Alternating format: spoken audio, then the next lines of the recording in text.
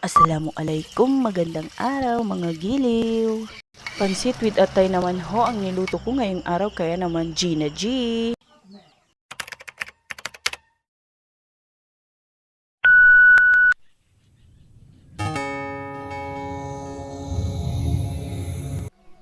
Ito na ho ang sangkap ng aking mga lulutuin. Ang pansit at ang atay at ang mga recados. Ang presyo nga ho pala ng atay sa amin ay 220 pesos ang per kilo.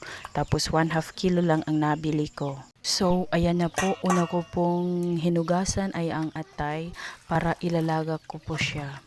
Pagkatapos habang nakasalang siya, inintindi ko naman po yung mga recados na isasahog. Yung mga lamas, mga repolyo, ganun.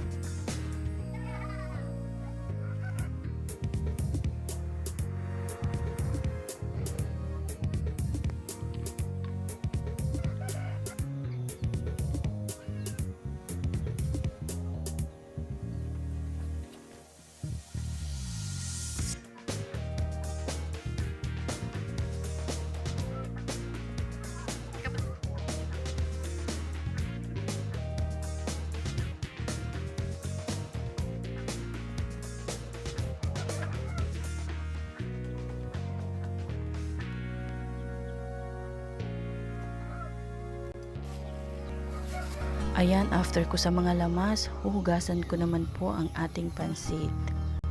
At hahanguhin ko na ho yung atay na aking nilaga. Pagkatapos ko nga hong hanguin at ilipat ang atay sa isang malinis na bowl, isiset aside ko ho muna siya para palamigin. At hindi ko po itatapon ang tubig na pinaglagaan para po sa gawing pansabaw dun sa pansit. After ng ilang minuto, ayan, pwede nang i-slice ang ating atay.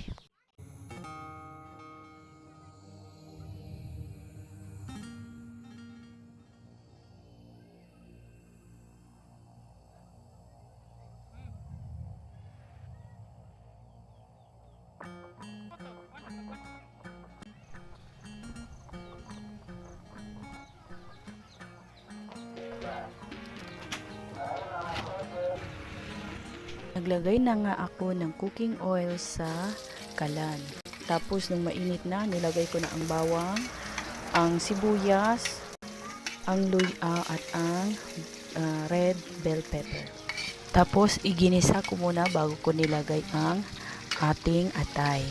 Isinunod ko na palang ilagay ang repolyo. Tapos ang toyo at ang oyster sauce. Tapos iginisa ko, then nilagyan ko na ng tubig. Plain water na lang ang nalagay kong tubig dahil nakalimutan ko nga ho yung pinaglagaan ng atay. Yun dapat ang pinakasabaw ng ating pansit. Makakalimutin na nga ho talaga ang tiyan yung sign of aging.